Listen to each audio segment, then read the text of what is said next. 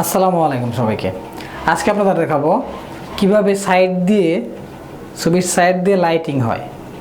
ফটোশপের মাধ্যমে কিভাবে ছবি দিয়ে লাইটিং ছবি করা যায়, মানে আপনি পাত করলেই ওইটা কিভাবে লাইটে রূপান্তর করা যায়, মানে লাইট ইফেক্টে রূপান্তর করা যায়। ফটোশপ সিসি দিয়ে আমি দেখিয়েছি।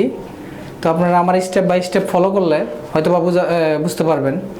তো একবারে সহজভাবে বোঝানোর চেষ্টা করছি যে আমি যেভাবে পাত করি, পাতটা আপনার সুন্দরভাবে করতে হবে। পাতটা যত নিখুঁত করবেন আপনার লাইটিংটা তত সুন্দর হবে। তো আমরা বেশি কিছু বলছি না, কম্পিউটার স্ক্রিনে চলে যাই।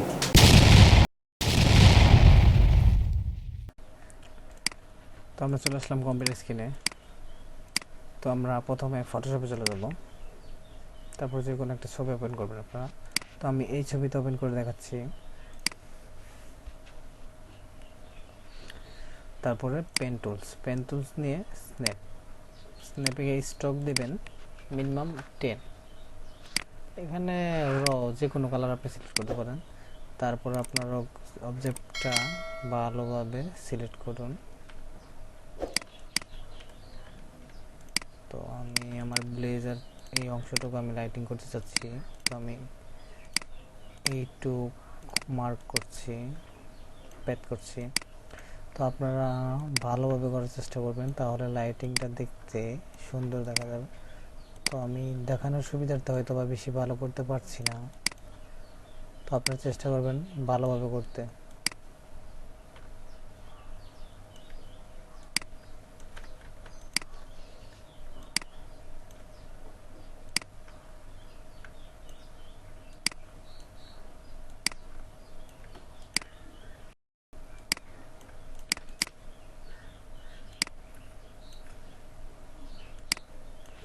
তো একটা শেষ, তো আমি আরেকটা পাশ করছি। এটা শেষ হওয়ার পরে ইন্টার চাপ দিলেই ওকে হয়ে যাবে। তারপর দেখবেন এখানে স্ন্যাপ একটা লেয়ার হয়ে গেছে। এখানে কিন্তু আমাদের লেয়ার ছিল না, শুধু ব্যাকগ্রাউন্ড ছিল। তারপর আবার আরেকটা আমরা পাত করছি, দুঃখিত।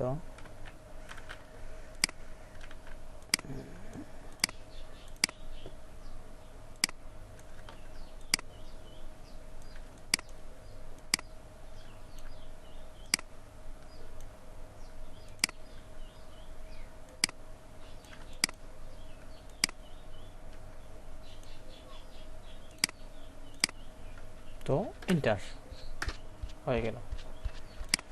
হয়ে যাওয়ার পরে রাইট বাটন ক্লিক করলে এই যে ব্যান্ডলিং অপশন, এই যে ব্যান্ডলিং অপশনে ক্লিক করার পরে তারপর স্ট্রোক। তো স্ট্রোকে যাওয়ার পর আপনি কী করবেন, স্ট্রোক এভাবে থাকবে।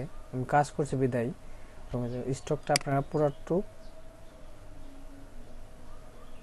100 করে দেবেন, 100। তারপরে এই যে আউটগুলো, তো এটা আমার কাজ করা হয়েছে, তো এভাবে থাকবে আপনাদেরটা। তো আউটগুলো এখানে আসার পরে এখানে আপনি যে কোনো কালার দিতে পারেন। আমি এই কালারটা সিলেক্ট করে দিচ্ছি। তারপরে এই যে এটা বাড়িয়ে দিলাম। তো এটা বাড়িয়ে দিলে দেখেন যে বেশি ভালো লাগছে না। তারপরে এখানে দেখেন ব্লেন্ড মোড আছে, এখানে হার্ট কালারটা আমি দিয়ে দিলাম। হার্ট কালারটা আমার ভালো লাগে, বা এখানে আবার অনেকগুলো আছে, আপনার যেটা ভালো লাগে সেটা দিতে পারেন। আমার কাছে হার্ট কালার না, দুঃখিত, হার্ট লাইটটাই ঠিক আছে আমার কাছে। এখানে আপনারা আরও বাড়াইতে পারেন, তো বেশি বাড়ালে ভালো হবে না, 10-12 এভাবে রাখবেন। এটা আপনারা 40 রাখলেই হবে। আপনার পার্ট যদি বেশি হয়, মানে মোটা হয়, তাহলে এটা বেশি লাগবে। আমার পার্টটা বেশি মোটা হয়ে গেছে, তার জন্য বেশি লাগতেছে। তারপর রেঞ্জ 50 দিয়ে দিবেন, বা আপনাদের ইচ্ছা মতো 10। তো ওকে। তো সেম কাজটা আরেকটা কীভাবে করতে পারি, যেহেতু এটা করা হয়ে গেছে, রাইট বাটন ক্লিক করলে দেখেন এখানে কপি লেয়ার স্টাইল। যদি কপি করেন লেয়ার স্টাইল, তারপর দেখেন এটা কিন্তু এখানে যদি রাইট বাটন ক্লিক করে যে পেস্ট লেয়ার স্টাইলে ক্লিক করেন তো কি হয়ে গেল। তারপর যদি আপনার কঠিন মনে হয় তারপর আপনি ব্লেন্ডিং অপশনে যাবেন, তারপরে স্ট্রোকটা দেবেন 100, তারপরে যে আউটগুলো এখানে হার্ড লাইট, তারপরে কালার দিয়ে ব্যাস ওকে। তারপরে মাথায় একটা দেবো, এই যে রেড ইলেকট্রন যে গোল্ড টুলটা নেব, তো এখানে আমি ভাবে দিয়ে দিলাম, তো ব্যাস ওকে। তারপরে ব্রাশ ইরেজার ব্রাশ টুলসটা নিলাম, নেওয়ার পরে আমি এটা জুম করে কেটে দেব।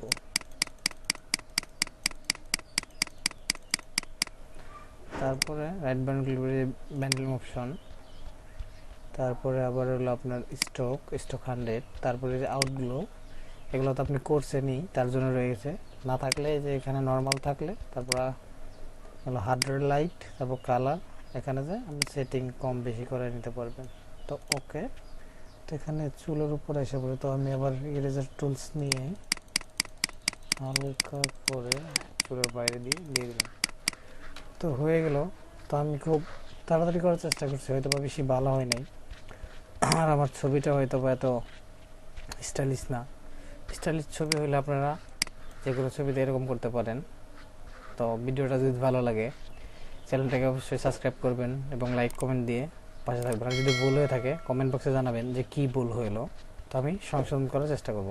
সবাই ভালো থাকবেন, সুস্থ থাকবেন। আসসালামু আলাইকুম।